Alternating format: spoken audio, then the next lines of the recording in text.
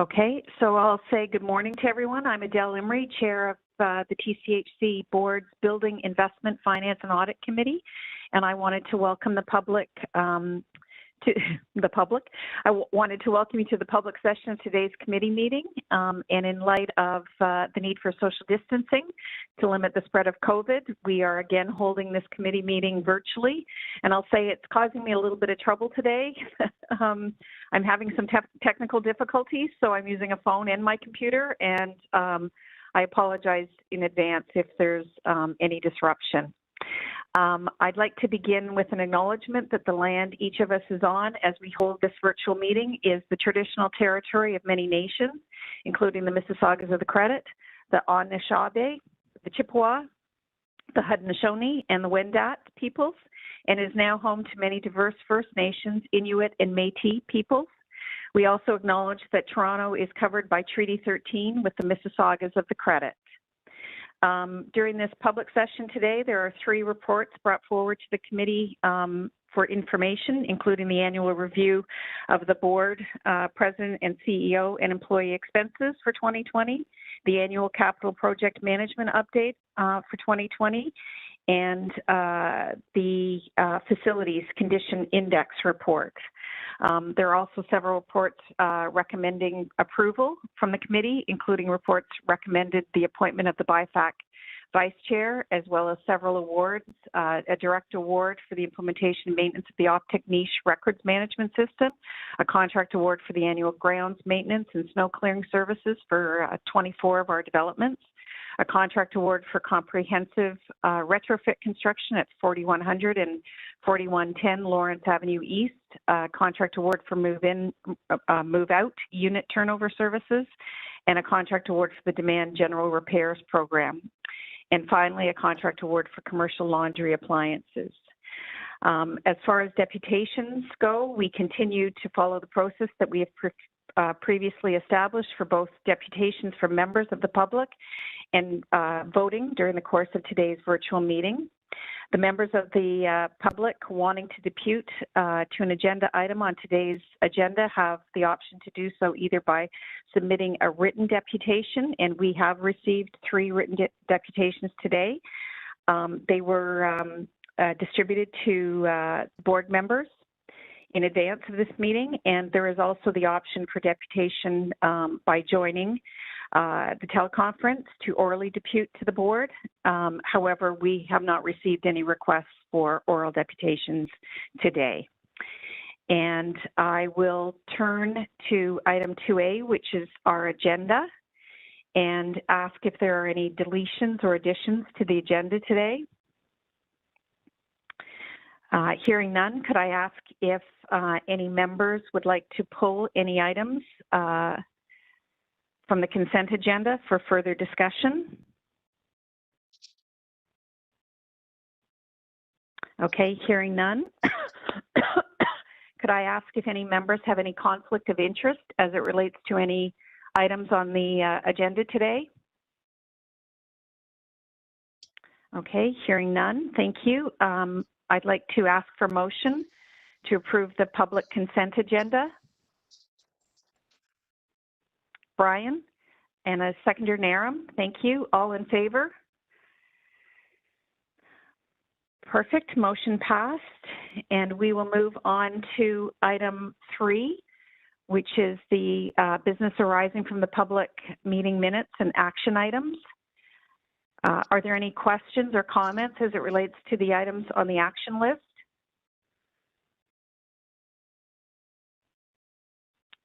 Okay, hearing none, could I have a motion to receive the action items update? Naram? Brian, can you second? Thank you. All in favor? Okay, motion is passed. And I will move to item number 4, which is the appointment of the BIFAC vice chair. And I guess this is my item to speak to.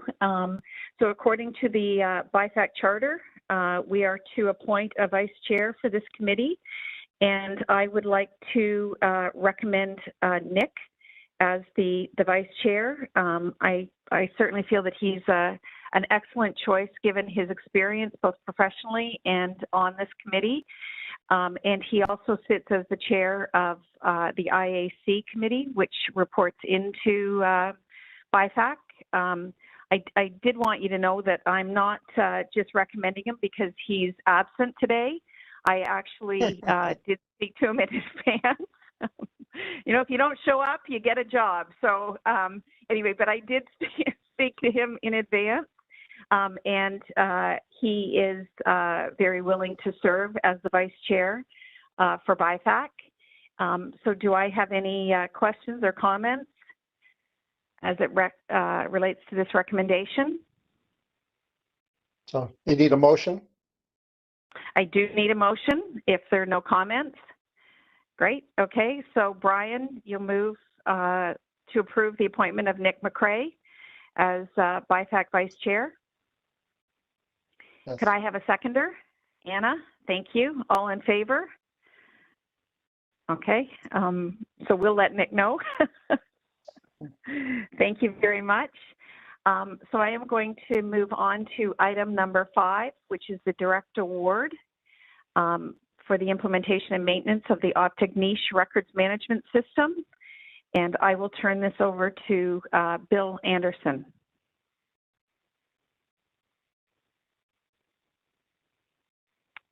Is Bill on the call? Yep. Sorry, I was just okay, thank you. I was struggling with my mute button. Good morning, thanks. Don't we all? This has been a long journey. This particular technology and what's before the committee for approval today relates to a vendor in order to implement the previously approved records management system, membership Optic Niche, and the server platform IBM. And the purpose of it is to increase efficiency, maintain security levels and compliance with legislation, privacy requirements, and protect data that CSU within housing as a level 2 law enforcement entity receives information from law enforcement agencies, which has to be held under different security criteria. It also enables us to leverage the information to better understand what is happening in our communities and make links between the information that's put in, such as names, addresses, events, times and dates that these things occur. The vendor that's been proposed here is FSET. It is the only vendor that currently has the capability to do this task. And we had that confirmed by having an independent consultant do a review and submit a report.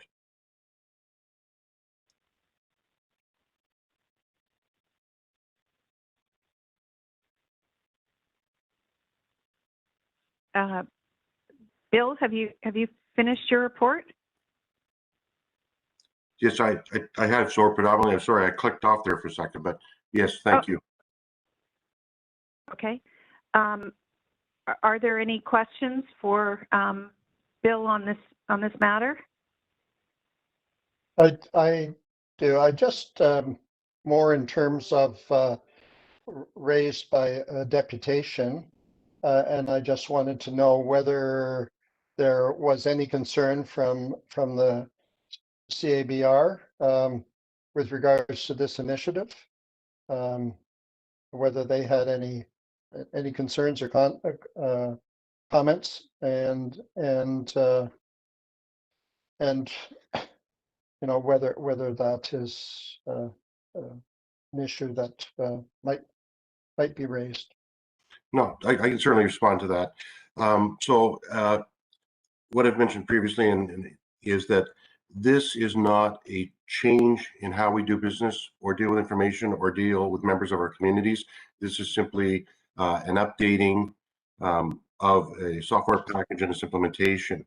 Having said that, we have continued to and have retroactively worked with CABR and looking at our processes. So for example, I use even something as simple as our Trespass to Property Act has undergone a review by CABR. We're also working with CABR on our processes moving forward, and engaging them in all activities. As everyone is aware, that the CABR report was a comprehensive report that addressed a number of issues, and we've taken all those issues working with Caber, and are putting our unit and its processes under that lens. So that includes optic niche. And secondly, similar to other special constables, say in other units, TGC and other groups that are part of this group, do our special constables have any more or less access to information than other special constables? No, there's restrictions on what a level 2 agency can have. We have the same information access abilities as we have historically and moving forward. The difference now is that it's more efficient. We get to be an upgraded security environment, and we can leverage the information better. So it's the differences between having an enhanced automated system versus, in some cases, having to do it manually or by email. And would you be doing any criminal reference checks? No, that's not within the scope of CSU. Thank you. Just wanted to make sure, because there were questions that were raised in the deputation that I thought we needed to be clear about in our public session.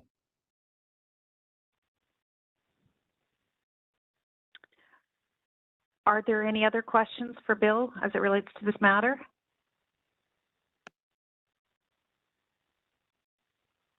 Okay, so we've amended the motion. I can pull it up. There. Okay.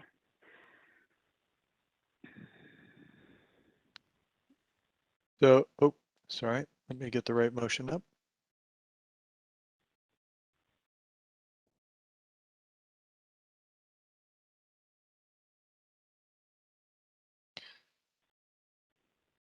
Well, we're waiting, Bill. Is this going to be included going forward? I know that you're using a very small portion of the ITS budget. Going forward, will it just be the CSU budget that covers this? Yes, for this, because this is exclusive to CSU, this is part of the CSU budget. Okay. Yeah, there was a small portion, I think, in this current year that you're taking from ITS, but that won't be happening going forward. That's correct, yes. Thank you. You should be seeing a revised version of the motion. I believe you are. That is the direct award implementation and maintenance of optic niche. Sorry, can I just get confirmation that you're seeing the correct motion? Yes. Okay. Can I just ask one other question, Bill? In the 2.5 award in A, it talks about and provide a secure protected B cloud solution. And then further down, it talks about $500,000 for a cloud solution. And I just wanted to make sure that, is that a typo, or is what's included in the 2.5 that we're paying the additional $500,000 for? So this is over a 5-year period, and bear with me, I'm just paging to it. There's 3 components here. Some of it is like some of it is physical service or server implementation. Some of it is a cloud hosting. So one is our on-site installation. One is the protected server hosting, cloud server hosting, and the other is the optic niche membership implementation, and it's spread out over the 5-year contract.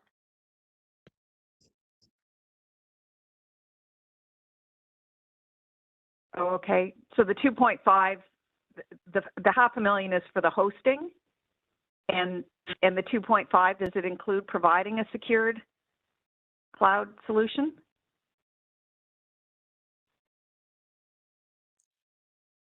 If you look at the last words in A and then the first words in D. Yeah. So we're looking. I'm sorry. Go ahead, Mona. Oh, I was just going to say one is for the optic niche and the other one's for the intelligence database. The intelligence database is only 501,000. The other one's 2.5 million.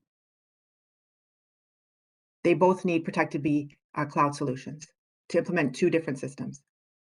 Okay, thank you. So it's separate. Okay. So can I have a motion? Or is everyone comfortable with the change that was made in part 2?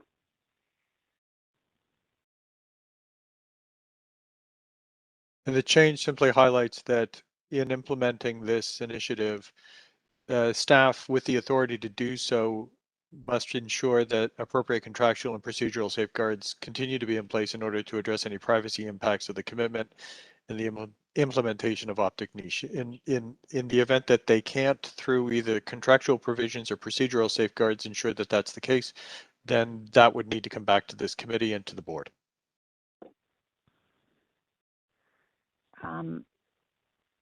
So could I have someone move?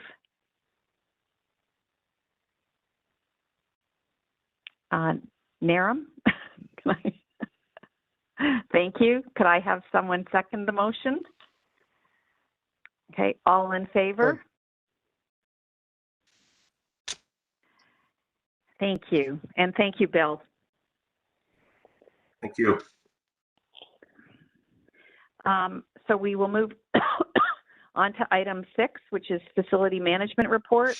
And the first one is 6A, is the annual capital project update. And I'm going to turn this over to Alan Murray. Thank you, Madam Chair, and morning committee members. The first report we have is the annual update as to the progress on our capital projects. In keeping with last year's updates, we've also completed a review of change orders that were approved against the 2020 capital projects. As you're aware, TCHC has a defined project process that we have for change orders that focuses on proper project management and cost control. There are a variety of reasons for change orders, but regardless of the reason, the process is the same. Change orders are a fact of construction, and the makeup of TCHC's vast portfolio also contributes to the occurrence of change orders that we have on our large capital projects. I'm pleased to report that the review has been completed, and for 2020, on average, the percentage of change orders came in at 8%, which is well within the industry average of between 5 to 20%, based on the information that we received from our third-party consultant. What questions do you have? Are there any questions for Alan?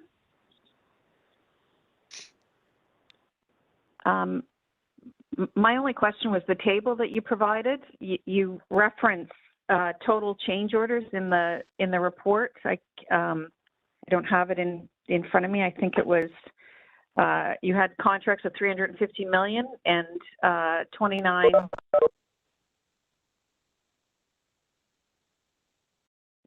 million of change orders. But in the table. Oh, yeah. The table So are I only wasn't sure what the table was providing. The table are we were requested just to show ones that had been approved at BIFAC. So these are just the contracts that were approved by this committee and any change orders that were applicable to those contracts. And then what the 8% refers to is we did a review of all contracts or of all projects that we did. Okay. And that's the 350 and the 29 million. Correct. Perfect. Correct. Okay. Thank you. Are there any other questions for Alan on this matter? Just a quick one. So did you also look to see if there's any contractor that shows a pattern of having these change orders as well? So did you go in within the 28 million? Is it pretty standard, average, everybody's, or are there issues that you looked at that came out from that? Good question, and yes, we do take a look when we review it to see if there are any sort of anomalies with, as you say, with a particular contractor. There was nothing that came to that stood out. Any that we did see, we did take a look at, but there are justifications for all of the change orders that we have, and there was nothing that we noticed that caused concern to say that we have a particular contractor that is, for example, bidding low and then trying to recoup funds through a change order process. We also do review any change orders that happen on a project-by-project basis when we complete the project, and that's also taken into consideration when we do the contractor performance evaluation at the completion of the project. So it's done on a project-by-project basis at the time the project is finished, and then when we completed this review, we took a look and just as a double check to make sure that we're not, that there isn't a contractor that we have concerns with. Thank you. You're welcome. Are there any other questions for Alan? Okay, hearing none, could I have a motion to receive this report? Brian? Thank you. Naram, seconder. Thank you. All in favor? Thank you. Alan, I'm going to ask you to move on to item 6B, which is the Facility Condition Index. Thank you. Our second item is as you mentioned, with respect to the Facility Condition Index report for 2020. As you're aware, we completed our full 2020 capital plan. The analysis of the capital work has been completed by our third-party firm, and for 2020, our FCI has come in at 15.7, which is ahead of our original forecast of 18.4%. I'm also pleased to report that we're still on track to meet our goal of an FCI of 10% by 2026. Currently, we're forecasting to be at 9.9%, which is consistent with where we were forecasting last year. Happy to answer any questions that you may have. Does anyone have any questions for Alan?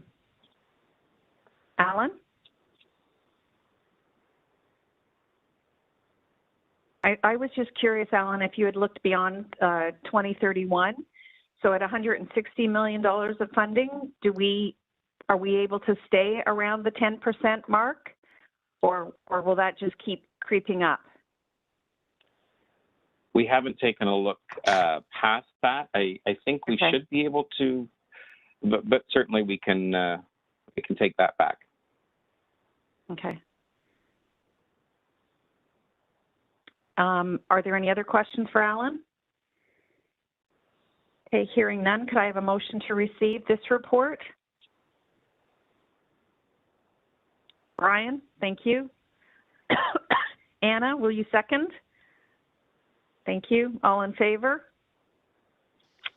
Perfect. Motion passed, and we'll move on to item number 6C. And again, Alan. Thank you. Item 6C I'll let you on the take agenda. the reins. Thank you. Item 6C on the agenda is the award for the grounds maintenance and snow clearing services in the former West contract managed locations. As you may remember, this work was awarded to the current service provider while we conducted an RFP. What you're seeing today is the result of the RFP process. It's been completed, and we're seeking to award the work to Humberview Maintenance Group. Cost is slightly lower than what we're paying today. Term of the contract is 19 months with the option for 2 one-year extensions. The reason that we chose this timing was so that we could bring this contract in line with the other grounds maintenance contracts that we have that you've approved previously here. So that way we have them all expiring at the same time, and then we'll be able to go out with a new RFP at that time. The recommended proponent is currently a TCHC vendor that does have a satisfactory rating with us, and we request your approval for this. Right. Are there any questions for Alan? Okay, hearing none, could I have a motion to approve the contract award? Naram, thank you. Brian, will you second? Perfect. All in favor? Thank you very much. Now we're on to 6D, So take it away, Alan. Thank you. 6D is the final item the facilities management has for your consideration. The report recommends the awarding of two contracts for comprehensive envelope mechanical and electrical repairs at our properties located at 4100 and 4110 Lawrence Avenue East. Projects were tendered through a competitive bid process, and we received favorable pricing from a known contractor, Trinity, who's completed a large amount of work with us in the past and has satisfactory contractor ratings with us. Your approval to award this work is requested. Are there any questions for Alan as it relates to this award?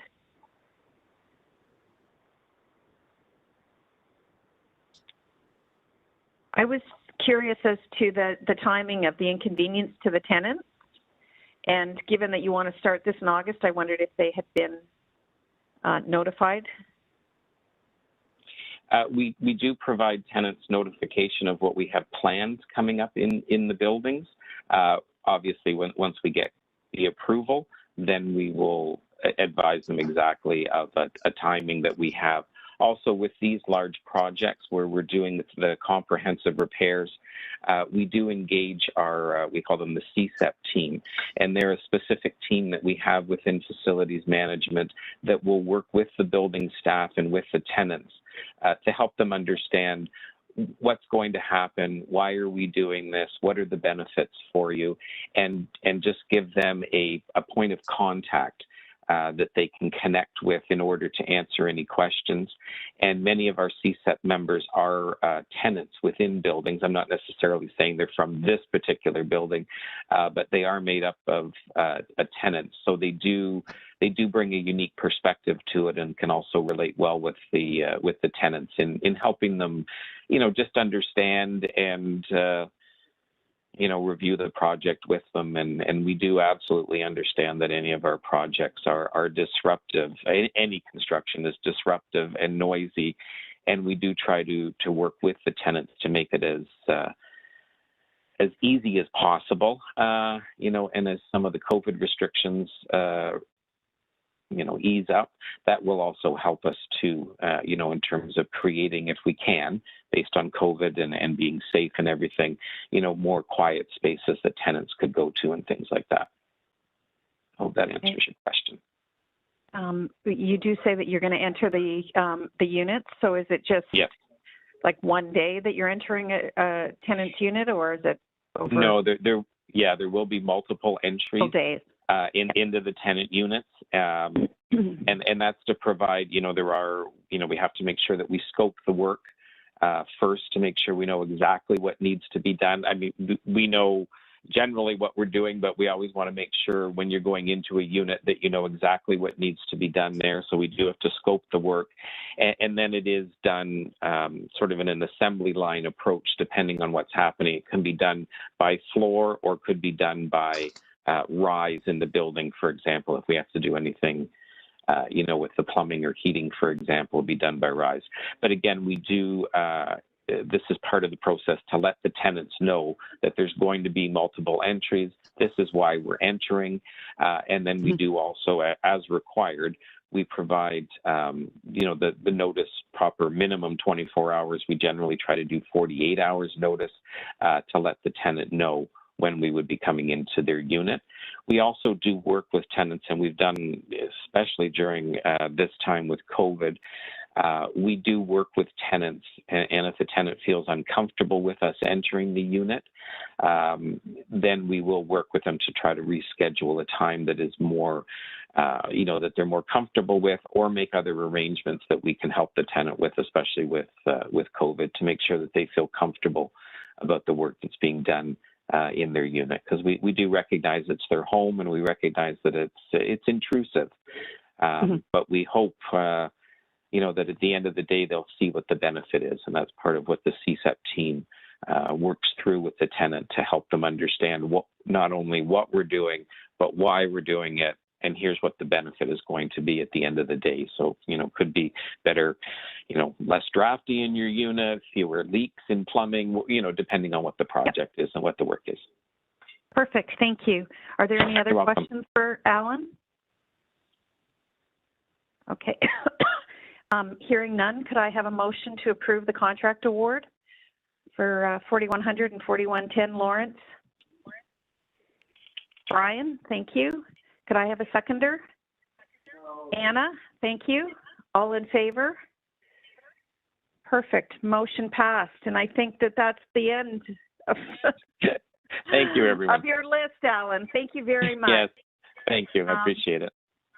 We will move on to item 7, which is the operations report. And the first item is 7A, which is the contractor award for the move out unit turnover services. So I'm going to turn this over to John. Morning, Madam Chair. Thank you. So the first report in front of the committee today seeks approval to award the contract for the move out unit turnover program.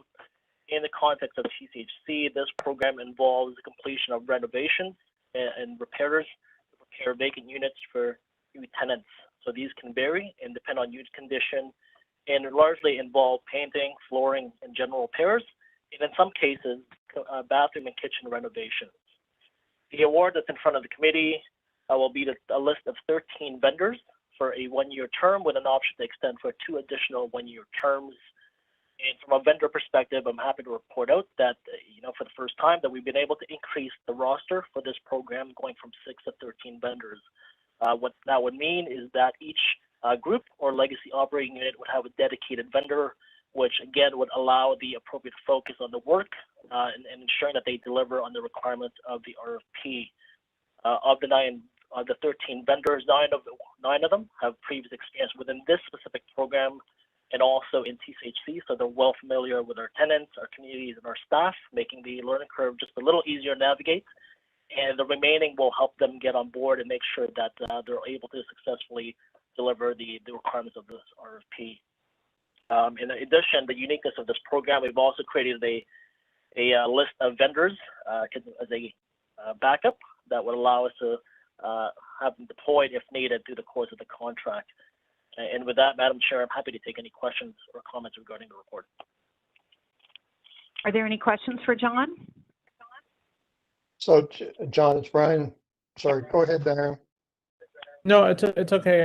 John, I just wanted to ask, in terms of the awarding of these, is it a projection of the number of move-outs? Just to clarify. It is. It's based on historical projections. So anywhere historically, we've averaged from anywhere from 3,000 to 4,000 units a year. Okay. Brian? My question is with regards to if they don't turn them around in the time you require, which is critical in order to move a new tenant in, do you have the right to pull in another contractor? We do. So there's a process, Brian. So once work's completed, the super does an assessment. If the work is satisfactory, they'll close out the work order. If it is not, it's a conversation between the super and the vendor. For this program, the unique portion of it is that we bring in the vendor to rectify the issue, and then for each day that they are working on this, there's actually a fee that's applied to the vendor. So there is a financial penalty for each day that they are taking to fix the issue. And in that case, if through the usual process, if the issues persist, then we work through the process of taking the work away and exploring other vendors as our normal practice. Thank you. I'm glad to hear that there's liquidated damages, but are there any other questions for John as it relates to this contract award? Okay, hearing none, could I have a motion to approve the contract award? The turnout services. Naram, thank you. Could I have a seconder? Brian, thank you. All in favor? Perfect. Motion has passed. And John will move on to item 7B, which is the contract award for the Demand General Repairs Program. Thank you, Madam Chair. So the second report today in front of the committee seeks approval to award a contract for the DGR program. Again, in context of TCHC, the DGR program is largely completing unplanned work, which really involves any work related to bathrooms, kitchens, flooring, and painting. This program represents a high volume of jobs assigned to vendors each year. Historically, pre-COVID, you're looking upwards of close to 20,000 work orders annually that goes through this program. So high volume, lots of work, and lots of touch points with tenants and staff in the field. The award for this contract is to 13 vendors for a 5-year term, which includes the initial 3 years plus an extension of 2 plus 2 1-year extensions. From a vendor perspective, again, happy to report that we've been able to increase the roster from 10 to 13 vendors, again, allowing vendors the ample focus to deliver quality service as well meet the timelines for these repairs. Again, 9 of the 13 vendors are very familiar with this program, having had experience in this program directly or with TCHC, so that's good for our tenants and staff from a delivery perspective. And again, with the respective rest of the vendors, we'll work with them to catch them up quickly. Because this is a high volume work that occurs right across the portfolio, a big emphasis of this program will be ensuring the quality of the work that's done. So a lot of work will be done with ensuring that site staff are completing the assessments that close out appropriately.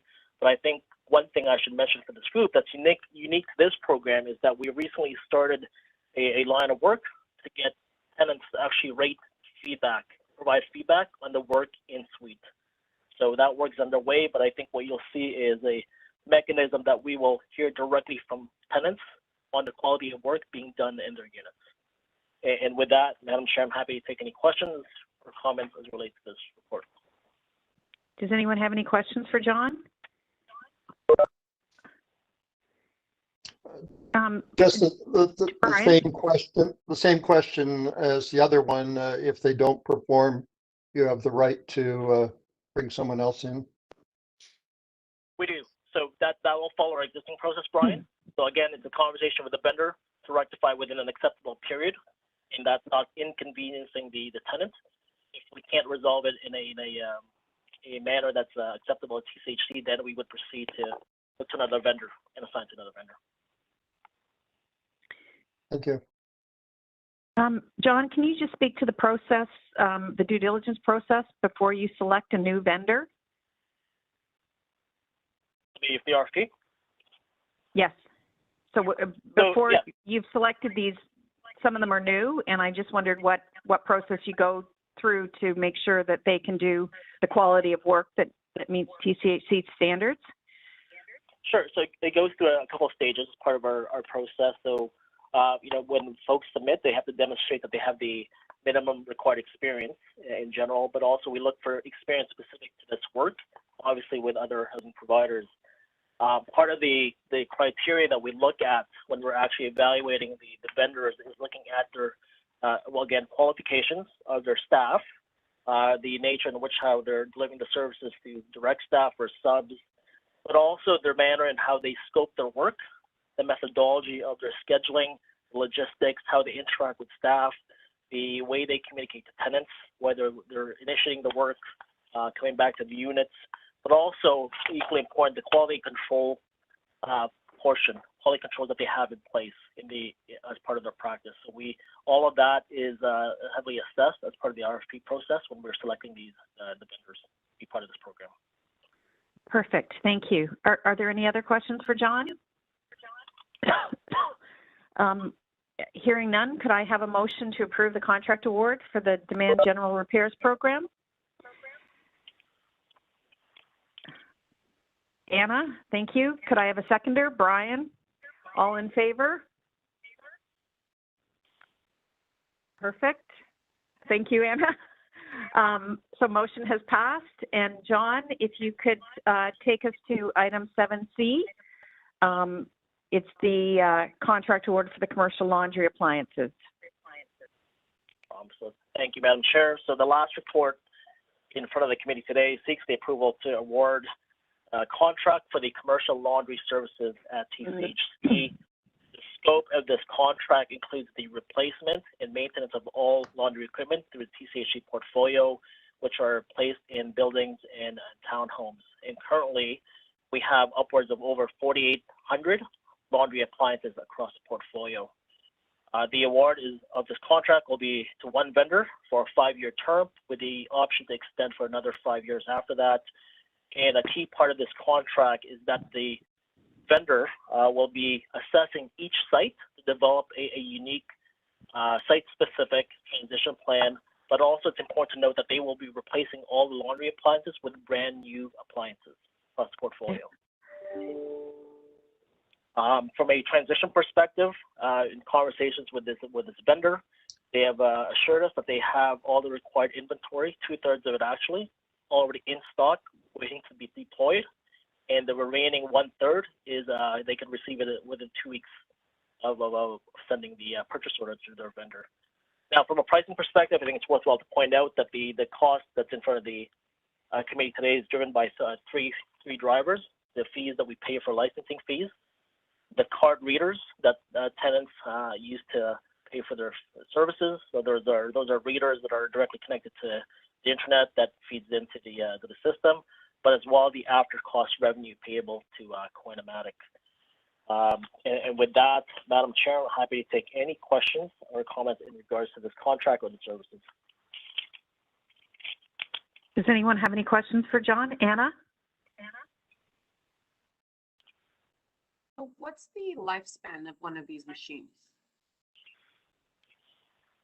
Commercial laundry appliances vary 5 to 7 years is what we've come across in our research.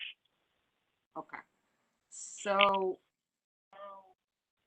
if we've had some that have been replaced last year,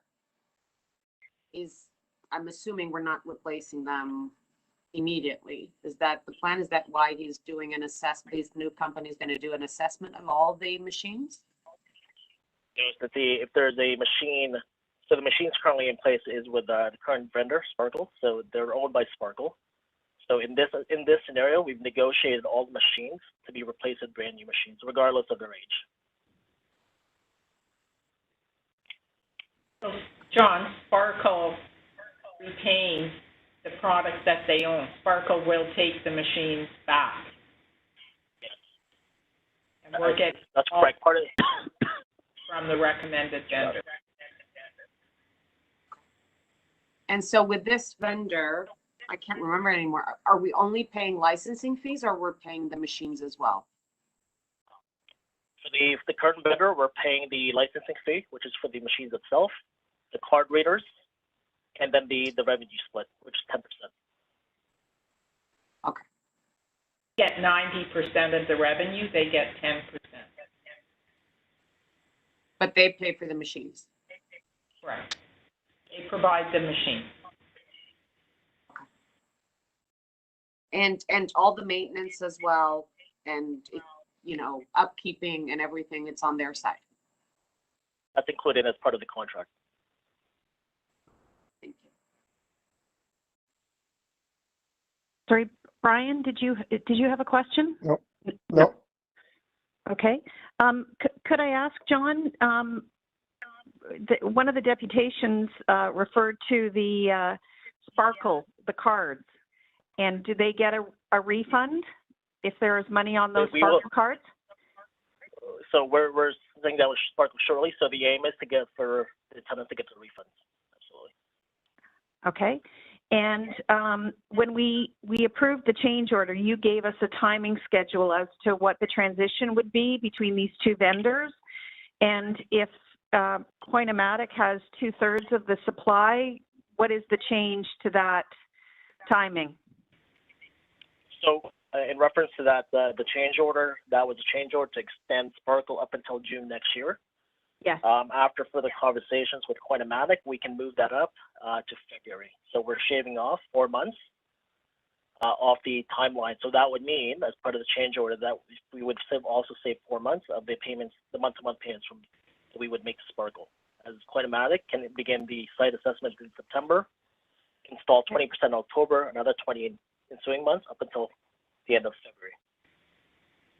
Okay, perfect. Are there any other questions for John?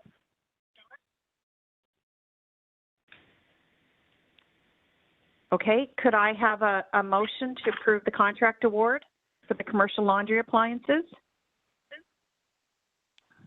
Brian, could I ask you to move that? Thank you. Naram is seconding. All in favor? Perfect. Thank you, John. So can I ask if there is any other business for this committee?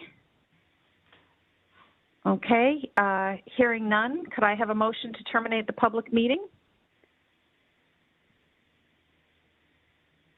Anna, Naram, all in favor? Great. Thank you very much, everyone. I appreciate your time.